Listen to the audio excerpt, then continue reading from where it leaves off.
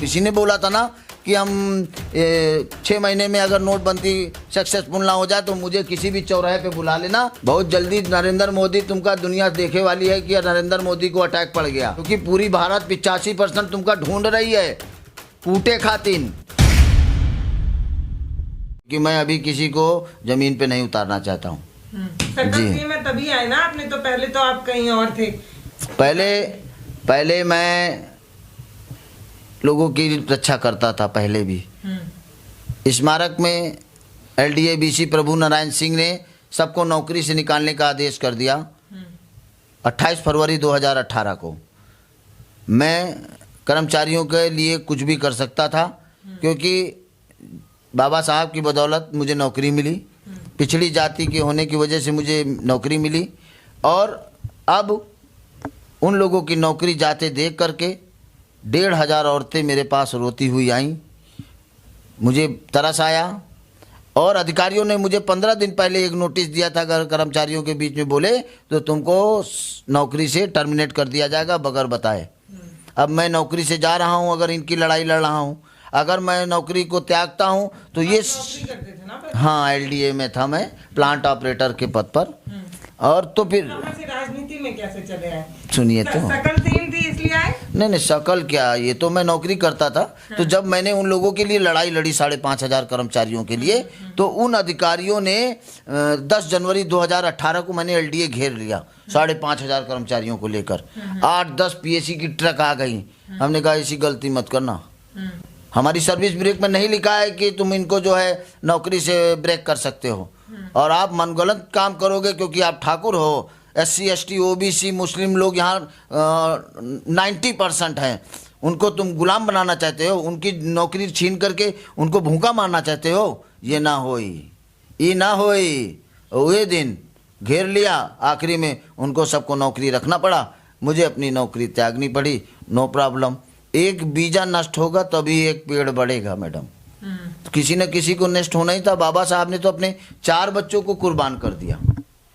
हाँ, मैंने अपनी नौकरी कुर्बान किया, कोई चिंता नहीं, संघर्ष आगे जारी रहेगा। तो नौकरी छोड़ के तुरंत सीधे राजनीति में?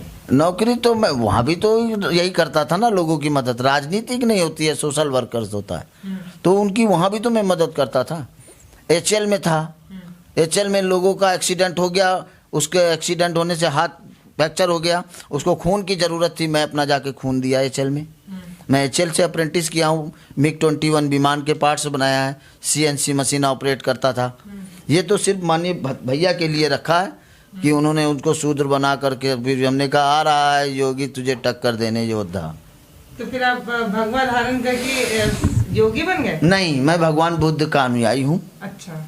और सच्चाई के लिए सब पूरी दुनिया में देखो ना, ये गधा क्या बोला नरेंद्र मोदी कि मैं बुद्ध की धरती से आया हूँ। हाँ, तो क्या तुम्हारे राम जो है वहाँ नहीं पैदा हुए? जब तुम कह रहे हो सृष्टि रचयिता ब्रह्मा विष्णु महेश हैं, तो क्या भारत में है सब तीनों जने? और देशों में कहीं उनका नाम नहीं ना? ये हमारे पूर्वजों को अनपढ़ थे, तो इन्होंने कह दिया कि मेंढकी के पेट से इंसान के बच्चे ने जन्म लिया। हाँ, मंदोदरी लिखा है ना रामायण में, मंदोदरी ने जन्म दिया। बताइए, मेंढकी से इंसान के बच्चे को जन्म दिला दे रहे हैं, क्योंकि हमारे लोग पढ़े लिखे नहीं थे, आदिवासी थे। हम नहीं मानते थे तो हमको मारते थे, हमारे पूर्वजों को। तो इस तरीके की, अभी ये देखो झूठ तो बोला ना। मानना है कि ये सारी चीजें जो है वो थोपी गई हैं लोगों के ऊपर, लोग इसे मानते नहीं। हाँ, छोटी छोटी बच्चियों के साथ गलत वर्क हो रहा। कहाँ है सीता, कहाँ है दुर्गा काली तलवार लिए? काहे नहीं बचाती हैं? आके आओ ना, बच्चियों की रक्षा करो, लड़कियों की रक्षा करो। ये राक्षस घूम रहे हैं, ये भ्रष्टाचार इन लोगों ने आज से नहीं, प्राचीन काल से फैला रखा था। बौद्धिस्ट लोगों का 100 स्वर्ण मुद्राएं दी जाती थी, तब उनका सर ला के देने वालों को, इस देश का बौद्धिस्ट जो था, उनके सर कलम किए गए, 100 स्वर्ण मुद्राएं दी जाती थी। इसी वजह से हमारे देश को छोड़ करके लोग विदेशों में भाग गए, गुफाओं में छुप गए। हमारे ही लोगों से, हमारे लोग जो बौद्ध धर्म अपना लिया था, उनका सर कलम करके 100 स्वर्ण मुद्राएं इन मनुवादियों ने रखा था। लालच, वहाँ से लालच लेकर के आज तक की लालच दे दिया कि हर साल मैं 2 करोड़ नौकरी दूंगा। बोला ना कितना, इसको मैं ढूंढ रहा हूँ। इसी ने बोला था ना कि हम 6 महीने में अगर नोटबंदी सक्सेसफुल ना हो जाए तो मुझे किसी भी चौराहे पे बुला लेना, मैं आने के लिए तैयार हूँ। सुरेश ठाकुर योद्धा, नरेंद्र मोदी तुमको बुला रहे हैं, तुम एक तरफ फेल हो गए हो कबाड़ी वाले, तुमको चौराहे पे हम बुला रहे हैं, आ जाओ आ जाओ, तुमको बोले थे ना आ जाओ, तुम्हारा अटैक आके मरी है। बहुत जल्दी नरेंद्र मोदी तुमका दुनिया देखे वाली है कि नरेंद्र मोदी को अटैक पड़ गया, क्योंकि पूरी भारत 85% तुमका ढूंढ रही है कूटे खातिन, क्योंकि तुमने सबकी जिंदगी को एकदम नर्क कर दिया है। कभी भीड़ आप पे आक्रोशित नहीं हुई ना? जैसे आप मैं जब भी काफी गुस्से में है, हाँ। आक्रोशित है, तो कभी आपके साथ तो नहीं ना हुआ है? ना, ये समाजवादी जो हमारी रक्षा करने वाला है। अगर ये भगवा ना हो, ये सब हाँ, कलर का अंतर है। वो गोरा है, मैं काला हूँ, ये अंतर है। अच्छा, सब दुनिया पहचान जाती है, पहचान जाती। हाँ। अगर कलर भी सेम हो तो आप काफी खतरे में आ जाएंगे। नहीं, हम तो यमराज बन के निकलते हैं जब सड़क पे निकलते हैं। हमें कौन ढूंढेगा, हम खुद लोगों को ढूंढते हैं। नहीं, आप बता रहे जनता आक्रोशित है। जनता आक्रोशित है। अगर सफेद रंग हो देखिए, जाए तो मैं 2019 से जनता के बीच में लोकप्रिय हूँ। आप मेरे साथ अगर अभी चलेंगी सड़क पर, किधर भी चलेंगे, आदमी गाड़ी रोक करके, अरे योद्धा जी थोड़ा एक फोटो करा दीजिए। समाजवादी लोग समझते हैं मुझे योगी नहीं समझते। शेर निकलता है जंगल में खुला, ये तो गीदड़ है, निकल के दिखाए अकेले सुरेश ठाकुर की तरह, नहीं निकल सकते। दावा है, ये जिस दिन निकले उस दिन 1 2 का 4 कहाँ गए, ढूंढते रह जाओगे, मिलेंगे नहीं। कहाँ मिलेंगे। इनको एलियंस लेने आएंगे। कौन लेने आएगा? एलियंस हाँ, इस सेम इन्हीं की तरह है एलियंस, एकदम घुटी खोपड़ी।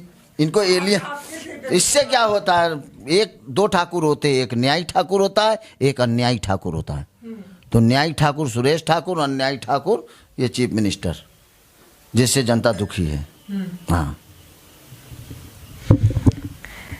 आपके दावे जो है वो 10 तारीख को समझ आएंगे कि क्या कुछ फैसला आता है। बाकी आप जो दहाड़ रहे हैं मंचों से, वो तो काफी लोकप्रिय है, लोग काफी उसे पसंद कर रहे हैं। लेकिन पत्रकार जो होता है ना, एक शीशा होता है, सच्चा पत्रकार, कि जैसा शीशे के सामने खड़े हो रूबरू वैसे ही उतार के रख देता है। सच्चा पत्रकार तुम्हारे दिल से जो भी निकलेगा वो जनता के बीच में जाएगा। डरपोक पत्रकार वो हमारी भाषा को नहीं भेज पाएगा। सच्चा पत्रकार, सच्चा पत्रकार हमारी बातों को आगे भेज रहे हैं। आप जो आए हो, ये हजारों में एक होते हैं ना कोहनूर, वो ये आपका चैनल है। कौन सा है? भारत एक सोच। हाँ, नई सोच, भारत एक नई सोच, ये वो चैनल है। आने वाले समय में ये नई सोचों को निकाल करके जनता के बीच में रखेगा और उनकी बातों से जनता कुछ ना कुछ सीखेगी। जी, आपको बातचीत कैसी लगी है मुझे ज़रूर बताइएगा। पूरी बातचीत तो हो ही चुकी है, मुझे समझ नहीं आ रहा है कि मैं आपसे क्या पूछूं। मैं आपसे अभी बोलूंगी कि आप एकदम हूबहू योगी जी जैसे लगते हैं, तो आप बोलेंगे कि हम लगते तो वैसे हैं पर हमारे काम नहीं मिलते एकदम बिल्कुल भी। हाँ, सोच अलग अलग है, क्योंकि हम संविधान को मानते हैं, वो संविधान को नहीं मानता है, वो मनुवाद को मानता है। वो बोलता है जैसे महापद्मनंद को चाणक्य ने हराया था, तो चाणक्य ने किस वजह से हराया था मालूम है? कूटनीति और रणनीति धोखेबाजी से चाणक्य ने हराया था। और अब ये भारत के लोग तुम्हारे चालाकी में आए वाले नहीं ना। एक आदमी को भटका दोगे, यहाँ पर भारत की सभी SC ST OBC महापद्मनंद का रूप धारण कर चुकी हैं, सम्राट अशोक का रूप धारण कर चुकी हैं। लोग तैयार हैं कि आदेश दो, इन लोगों का तिरही करके आएंगे, मगर नहीं, संविधान जिंदाबाद, संविधान के तहत हम लोग काम करेंगे। नमस्कार, मैं पल्लवी राय, आप देख रहे हैं भारत एक नई सोच। बहुत बहुत धन्यवाद। हमारे वीडियो का नोटिफिकेशन पाइए सबसे पहले हमारे ऐप से। हमारे ऐप को प्ले स्टोर से डाउनलोड करने के लिए डिस्क्रिप्शन में दिए गए लिंक पर जाइए और हमारे ऐप को इंस्टॉल करिए, क्योंकि ये बिल्कुल फ्री है।